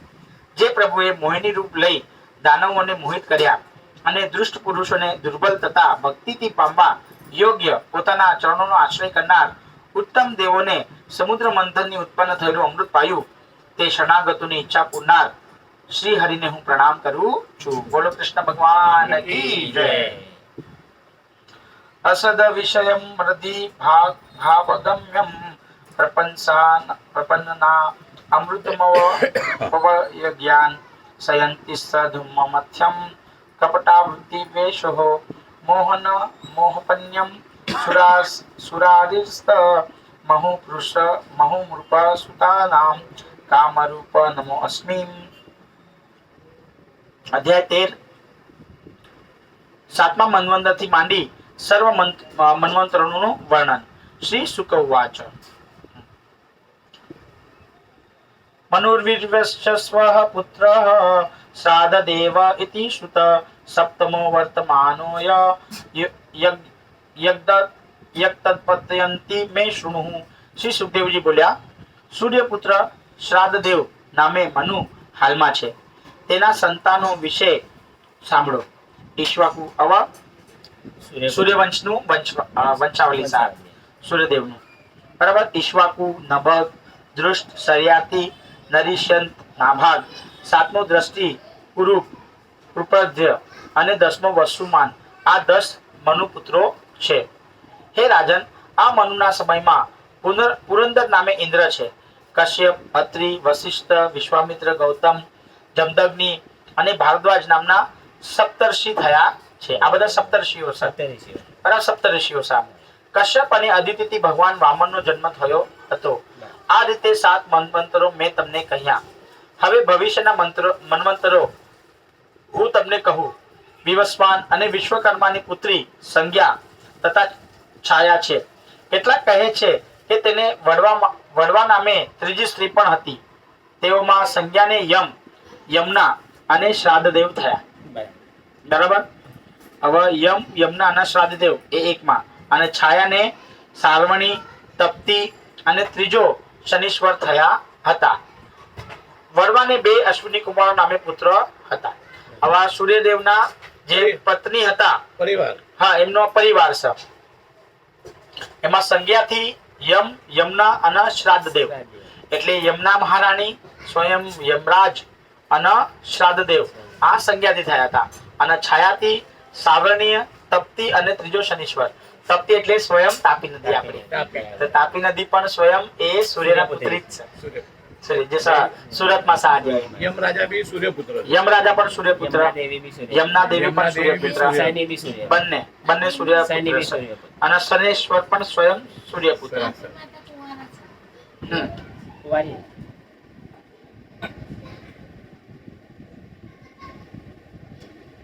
હે રાજન, આત્મા મન્વંતરમાં શ્રાવણી મનુ થશે.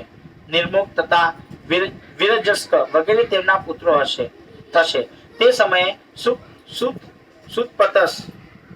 સુતપસ, વિરજ તથા અમૃતપ્રભ નામે દેવો અને બલિ તેઓનો ઇન્દ્ર થશે. જેણે 3 પગલા માંગતા વિષ્ણુને આ પૃથ્વી આપી હતી તે બલિ ઇન્દ્રપદ છોડી મોક્ષ પામશે. જોયું, હવે ઇન્દ્રનું પણ મોક્ષ બતાવ્યું છે. અને પછી બલિરાજા ત્યાં ઇન્દ્રના દેવતા થશે, ઇન્દ્રાદેવ.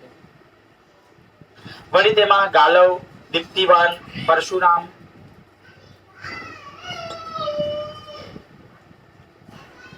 દીપ્તિમાન, પરશુરામ, અશ્વત્થામા, કૃપાચાર્ય, શુશ્રુષંગ તથા અમારા પિતા વ્યાસ સપ્તર્ષિ થશે.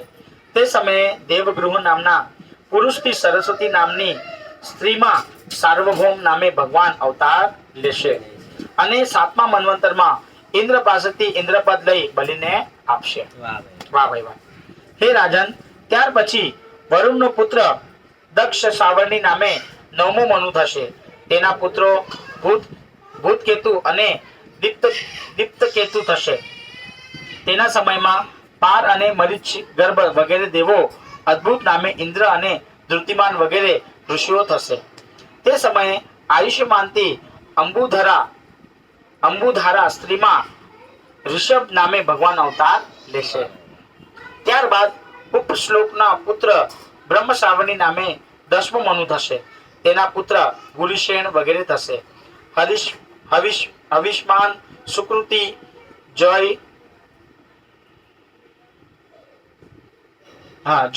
સત્ય તથા મૂર્તિ વગેરે વિસુચિ નામની સ્ત્રીમાં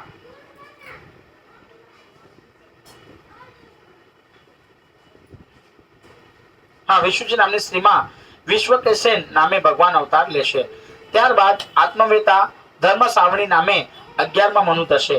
તેના સત્ય, ધર્મ વગેરે 10 પુત્રો થશે.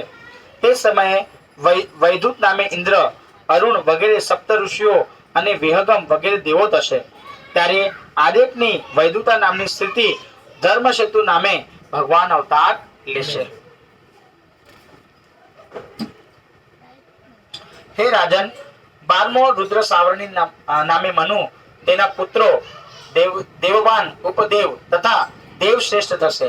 હરિત વગેરે દેવો, રુદ્રધામા નામે ઇન્દ્ર અને તપોમૂર્તિ તપસ્વી તથા આગ્નિધર્ક વગેરે સપ્ત ઋષિઓ થશે. ત્યારે સત્ય સહનીની સ્મૃત નામની સ્ત્રી સ્વધામ નામે ભગવાન અવતાર લઈ તે મન્વંતરનું પાલન કરશે. ત્યારબાદ દેવ સાવરણી નામે 13મો મનુ થશે. તેના ચિત્રસેન, વિચિત્ર વગેરે પુત્ર થશે. તે સમયે સુકર્મા વગેરે દેવ, દીવપતિ નામે ઇન્દ્ર અને તત્વદર્શી વગેરે સપ્ત ઋષિઓ થશે. ત્યારે દેવહોત્રની બૃહતિ નામની સ્ત્રી યોગેશ્વર નામે ભગવાન અવતાર લેશે. 14મો મનુ ઇન્દ્ર સાવરણી થશે. તેના ઉરુબુદ્ધિ વગેરે પુત્રો, ચાક્ષુષ નામે દેવો, શુચિ નામે ઇન્દ્ર અને અગ્નિ વગેરે સપ્ત ઋષિઓ થશે. ત્યારે સત્રાયણની વિતાવા નામની સ્ત્રી બૃહદ ભાનુ નામે ભગવાન અવતાર ધારણ કરશે. તેઓ વેદના કર્મ માર્ગનો વિસ્તાર કરશે. હે રાજન, મેં તમને આ 14 મન્વંતરો કહ્યા. તેનો સમય 1000 યુગનો છે. 1000 યુગ. 1000 યુગનું આવર્તન થાય એટલે એક મન્વંતર પૂર્ણ થાય બ્રહ્માજીના. એટલે આપણા આ ચતુર્યુગ છે, સતયુગ, ત્રેતાયુગ, દ્વાપરયુગ ને કળિયુગ. તો આ યુગોનું 1000 વખત આવર્તન થાય ત્યારે એક મન્વંતર થાય. કેટલું મોટું મન્વંતર? એવા 14 મન્વંતર છે.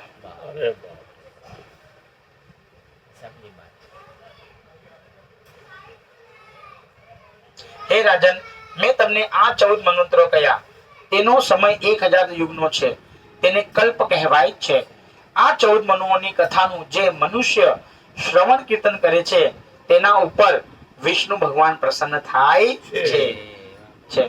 ચતુર્દશમ મનુના ચ કથાય કીર્તિયે સરહ શૃણુયાદમ વાપી રાજેન્દ્ર તસ્ય વિષ્ણુ પ્રસિદ્ધતિ. કુંભ મહિના દરમિયાન જેટલા પણ દિવસનો કુંભ મેળો હોય અને આપણે એ સ્થાનમાં વાસ પ્રદાન કરીએ, એક ટાઈમ ભોજન ગ્રહણ કરીએ. જે જગ્યાએ આપણે જેવી રીતે કે ઉજ્જૈનમાં કુંભ મેળો થયો, પ્રયાગમાં, તો જેટલા પણ દિવસ કુંભ મેળો હતો તો એટલા દિવસ દરમિયાન ત્યાં વાસ થાય કુંભ મેળામાં. ત્યાં ભક્તિ થાય, સેવા થાય, ભગવાનના હરિનામનું સંકીર્તન થાય, લોકોનો પ્રચાર આપણે કરીએ અને એક ટાઈમ ત્યાં જમીએ અને બ્રહ્મચર્યનું પાલન કરીએ. તો આ બધી વસ્તુઓ અગર આપણે કુંભ મેળો જે છે અને ત્યાં આપણે આ દિવસો પ્રસાર કરીએ આવી રીતે રહીને તો બ્રહ્માજીનો એક કલ્પનું આપણને પુણ્ય પ્રદાન થાય છે.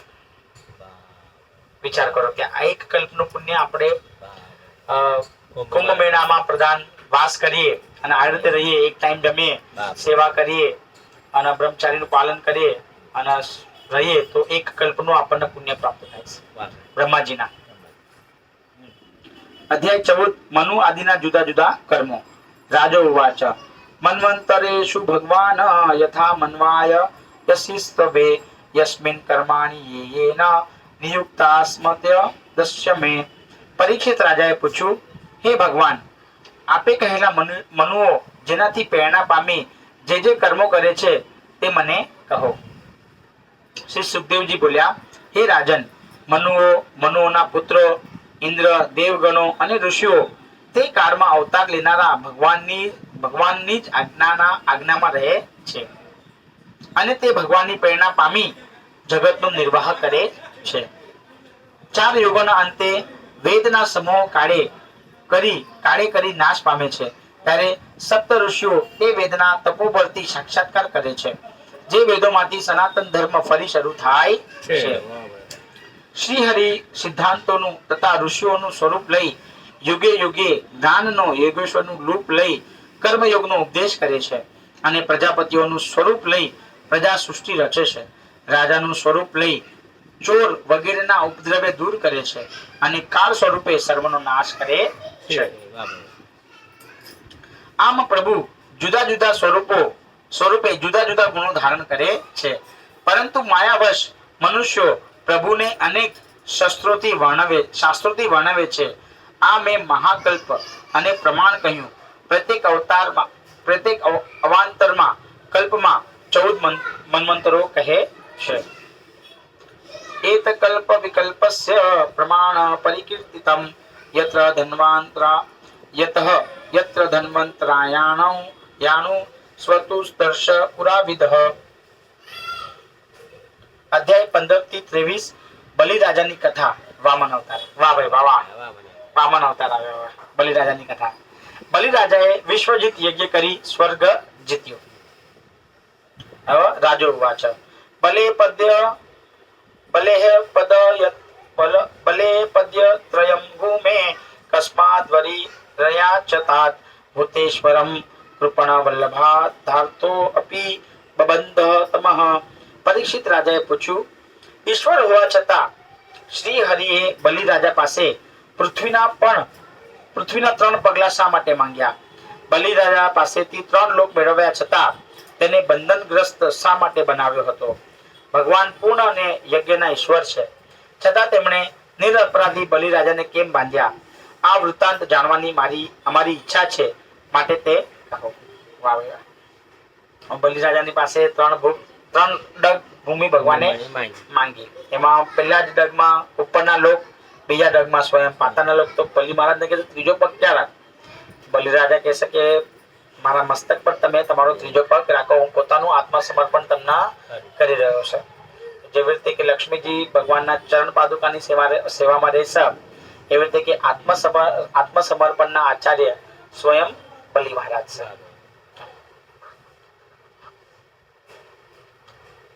શ્રી સુખદેવજી બોલ્યા, હે રાજન, આગળની કથામાં જોયું કે અસુરોને અમૃત મળ્યું નહીં, એટલે દેવાસુર સંગ્રામ થયો. તેમાં અસુરો હારી ગયા, પણ શુક્રાચાર્ય અસુરોને સજીવન કર્યા. અસુરોના રાજા બલિ સર્વ લક્ષ્મી હારી ગયો અને પ્રાણ રહિત થયો. ત્યારે ભૃગુવંશી બ્રાહ્મણોએ તેને જીવતો કર્યો. પછી તે ભૃગુવંશી બ્રાહ્મણોનો શિષ્ય બન્યો અને તેમની નિષ્ઠાપૂર્વક સેવા કરવા લાગ્યો.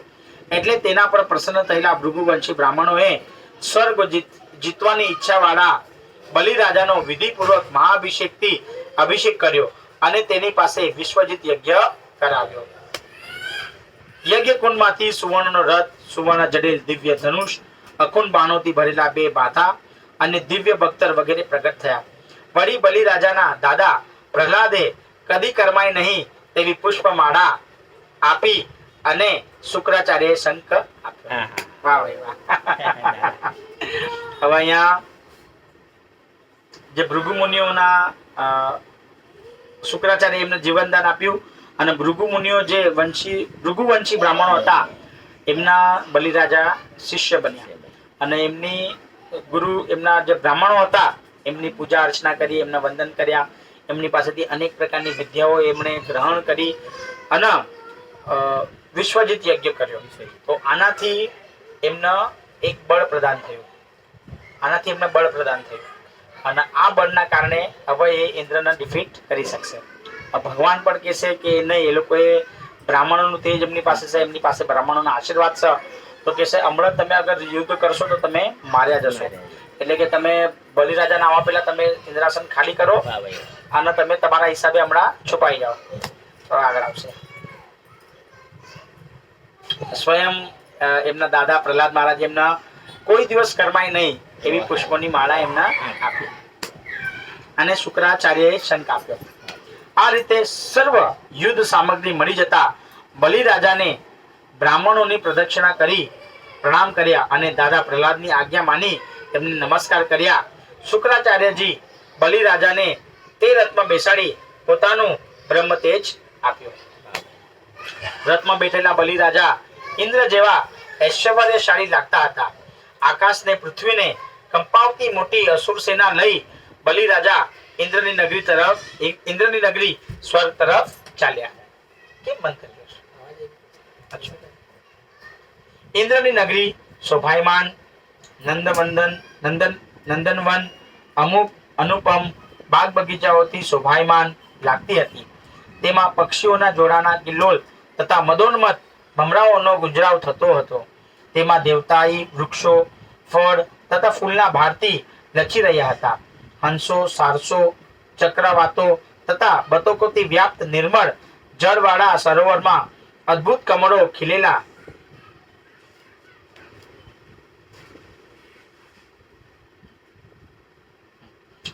હતા. સરોવરના કિનારે દેવદેવીઓ ક્રીડા કરતા હતા. તેની ચારે બાજુ ઉત્તમ સુવર્ણકોટ ચમકતો હતો. તેના દરવાજા સ્ફટિક મણીના તથા બારણા સોનાથી જડેલા હતા. 10 કરોડ વિમાનોથી યુક્ત તે નગરીમાં ચોક મણીઓથી બાંધેલા હતા અને ઓટલીઓ હીરા તથા પરવાળાથી બાંધેલી હતી. જો આ સ્વર્ગનું વર્ણન છે. દરેક દેવોના મહેલોની શોભા અવર્ણનીય હતી. આ નગરી વિશ્વકર્માએ બનાવી હતી. વિશ્વકર્મા સ્વયં દેવતાઓના એ આર્કિટેક્ચર. વળી તે નગરી મોતીના ચંદરવા, મણિજડિત સોનેરી ધજાઓ, પાતકાઓ વાળા છજાથી ચોતરફ ઢંકાયેલી હતી. નરઘા, ઢોલ, શંખ તથા નગારાના શબ્દો સાથે અને તાલ, વીણા, મુરજ, સૃષ્ટિ તથા વાંસળી વગેરે વાદ્યંત્રો સાથે થતા નૃત્યોથી તેમજ ગંધર્વોના ગાયનોથી તે મનને આનંદ પમાવનારી હતી. આ નગરીમાં પ્રાણીઓનો દ્રોહ કરનારા માની, કામી, લોભી, ખલ તથા ષટ અધર્મીઓ જઈ શકતા નથી. જો આ લોકોના સ્વર્ગમાં પ્રવેશ નથી. જે માની હોય, અહંકારી હોય, કામી હોય, લોભી હોય, ખલ હોય તથા ષટ હોય, અધર્મી હોય, આ લોકો પ્રવેશી શકતા નથી. પણ તે સિવાયના ધર્મી લોકો જ જઈ શકે છે. બલિરાજાએ ઇન્દ્રની આ નગરીને સેના વડે ચોતરફથી ઘેરી લીધી અને લોકોમાં ભય ઉપજાવવા શંખ વગાડ્યો. ઇન્દ્રએ બલિરાજાનો આ ઉદ્યમ જાણી લીધો અને તે સર્વ દેવો સાથે ગુરુ બૃહસ્પતિ પાસે ગયા અને કહ્યું, હે ભગવાન, બલિરાજા કયા તેજથી આવો બળવાન બન્યો છે? તે પ્રલય કાળના અગ્નિની માફક આખા જગતને જાણી પી જતો હોય તેવો જણાય છે. મારો શત્રુ આવો દુસ્સહસ થયો તેનું કારણ આપ મને જણાવો. તેને આવું ઇન્દ્રિય સામર્થ્ય, અંતકરણનું સામર્થ્ય, દેહ સામર્થ્ય તથા પ્રભાવ ક્યાંથી મળ્યા તે પણ જણાવો. ગુરુ બૃહસ્પતિ બોલ્યા, હે ઇન્દ્ર, ભૃગુવંશી બ્રાહ્મણોએ બલિરાજાના તેજમાં વૃદ્ધિ કરી છે. આ વેળા શ્રી હરિ સિવાય કોઈ પણ તેની સામે જવા સમર્થ નથી. વાહ ભાઈ વાહ. જો આ બ્રાહ્મણોની સેવાનું કેટલું પુણ્ય અને એનું તેજ અને એનો પ્રકાશ, કે ભૃગુવંશી રાજાઓ બ્રાહ્મણોની એને સેવા કરી અને એનાથી એના દરેક વસ્તુનું તેજ પ્રાપ્ત થયું. એમ કે સ્વયં દેવતાઓ એની સમક્ષ સમર્થ નથી લડવાની માટે. તો આ કેવલ શ્રી હરિનું કામ છે. શ્રી હરિ આવશે તો જ એ વસ્તુને ડિફીટ કરી શકશે અને એને પરાજિત કરી શકશે બલિરાજાના. એમ તો આ બૃહસ્પતિજી એમને કહી રહ્યા છે કોના? ઇન્દ્રદેવના, દેવતાઓના. માટે તમે તરત જ સ્વર્ગ છોડીને બીજે ક્યાંય ચાલ્યા જાઓ. જાઓ. જ્યારે શત્રુની પડતી થવાનો સમય આવશે તે કાળની રાહ જુઓ. આ બલિને હમણાં બ્રાહ્મણોના બળને લીધે ઉત્તરોત્તર અધિક ફળ મળે છે, પરંતુ ભવિષ્યમાં ભૃગુવંશી બ્રાહ્મણોનું અપમાન કરી તે પોતાના કુળ સાથે નાશ પામશે. આમ ગુરુ બૃહસ્પતિના કહેવાથી દેવો સહિત ઇન્દ્ર સ્વર્ગપુરી છોડી ચાલ્યા ગયા. કીધું તો ના? એટલે બલિ રાજાએ સ્વર્ગનું રાજ્ય ગ્રહણ કરી ત્રણેય જગતને વશ કર્યા. પોતાના શિષ્યો પર પ્રેમ દ્રષ્ટિ રાખનારા ભૃગુવંશી બ્રાહ્મણોએ બલિ રાજા પાસે 100 અશ્વમેઘ યજ્ઞો કરાવ્યા અને એ યજ્ઞોના પ્રભાવથી બલિ રાજાની કીર્તિ દશે દિશામાં ફેલાઈ ગઈ. 100 અશ્વમેઘ યજ્ઞ કહેવાય ને કે ઇન્દ્રનું આધિપત્ય પ્રાપ્ત કરવા માટે મનુષ્ય 100 અશ્વમેઘ યજ્ઞ કરવા જોઈએ.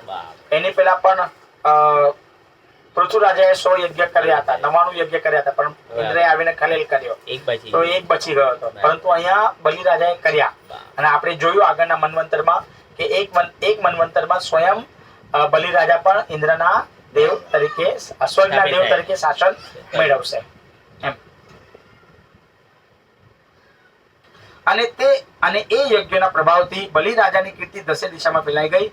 મોટા મનવાળો તથા પોતાને કૃતકૃત્ય જેવો માનતો તે બ્રાહ્મણોએ અપાવેલી અમૃત સિદ્ધિ અતિ સમૃદ્ધ રાજ્ય લક્ષ્મી ભોગવવા લાગ્યો. ભૃગુજે ચ શ્રિય શ્રુત્વા દ્વિજે દેવલોક ભીતામ કૃતકૃત્ય વામાનાયમ મન્યમાન્યો મહામના. કશ્યપ ઋષિએ અદિતિને પ્રયવર્તનો ઉપદેશ કર્યો. વાહ ભાઈ વાહ. હવે કશ્યપ ઋષિ ની પત્ની અદિતિ, બરાબર? અદિતિ સ્વયં જે દેવતાઓ છે એમની માતા, અને અદિતિ એ અસુરોની માતા. બંનેના પિતા એક જ કશ્યપ ઋષિ.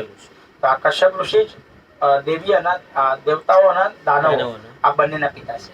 અને અદિતિ માતા છે સ્વયં દેવતાઓની, અને અદિતિ માતા છે એ દાનવોની.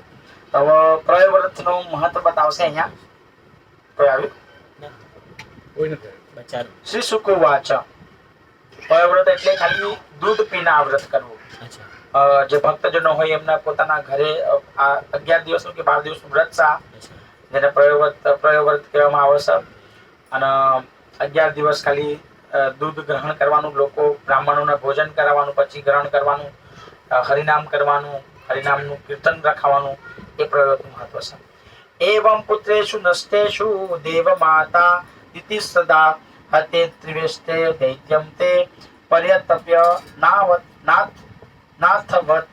શ્રી સુખદેવજી બોલ્યા, જેઓ નાસી ગયા અને દાનવોએ સ્વર્ગ પડાવી લીધું ત્યારે દેવ માતા અદિતિ અનાથની માફક સંતાપ કરવા લાગ્યા.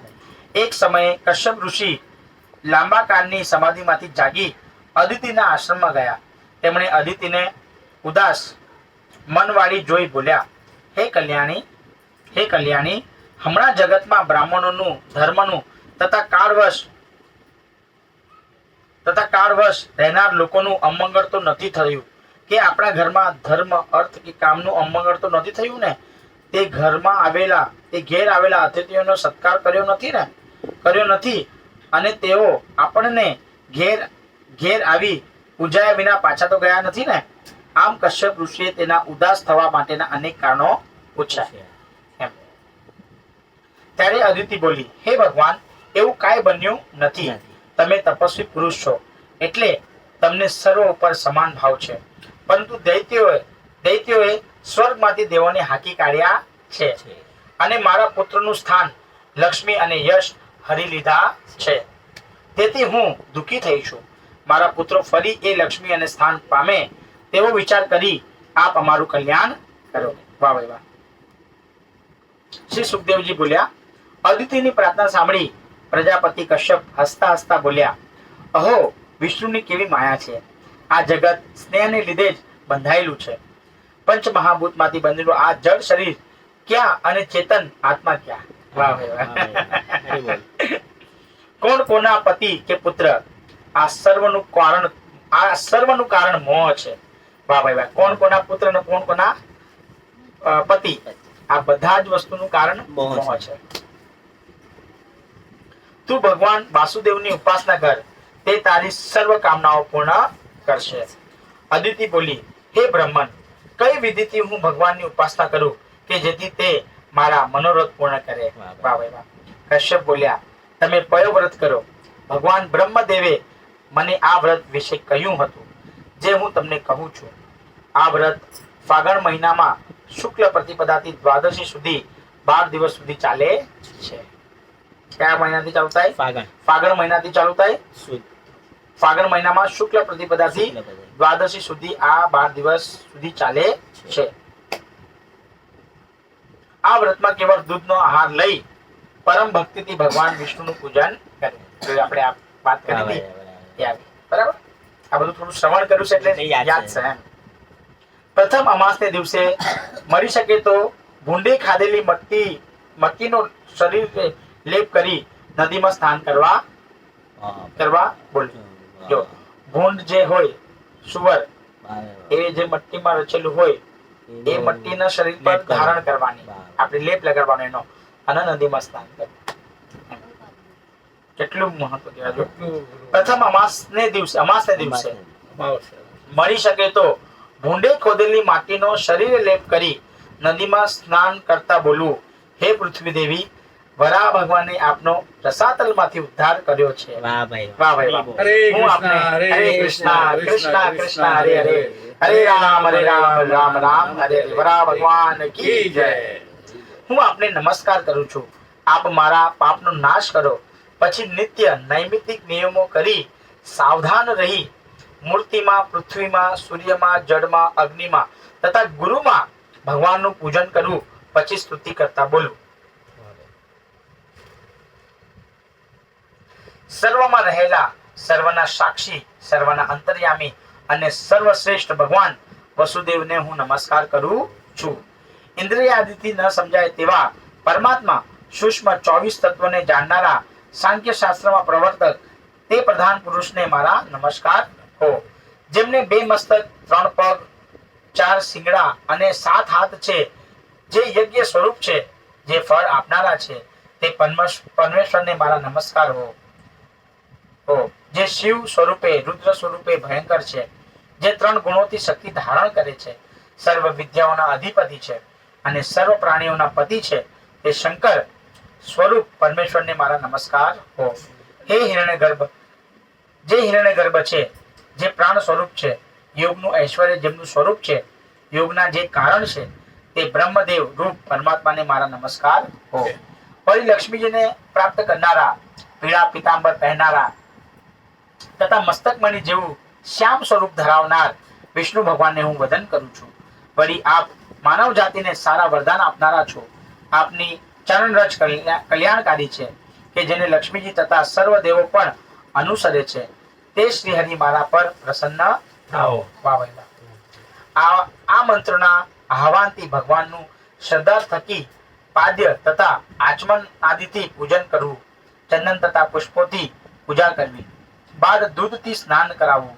ત્યારબાદ જનોઈ, વસ્ત્રાલંકારો, પાદ્ય, આચમન, ધૂપ, ચંદન વગેરેથી ઓમ નમો ભગવતે વાસુદેવાય આ 12 અક્ષરના મંત્રનો ઉચ્ચાર કરી પૂજા કરવી.